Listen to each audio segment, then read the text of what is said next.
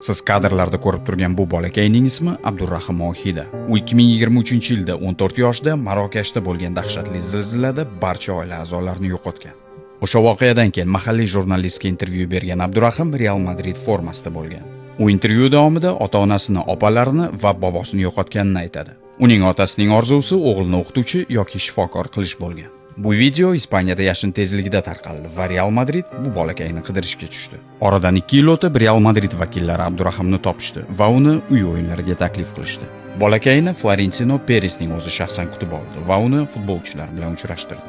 Espanyolga qarshi bo'lib o'tgan o'yinda esa Abdurahim Bernabeuda yig'ilgan 85 ming muxlis qarshisiga chiqib keldi va u o'yindagi birinchi ramziy to'pga teginishni bajarib berdi.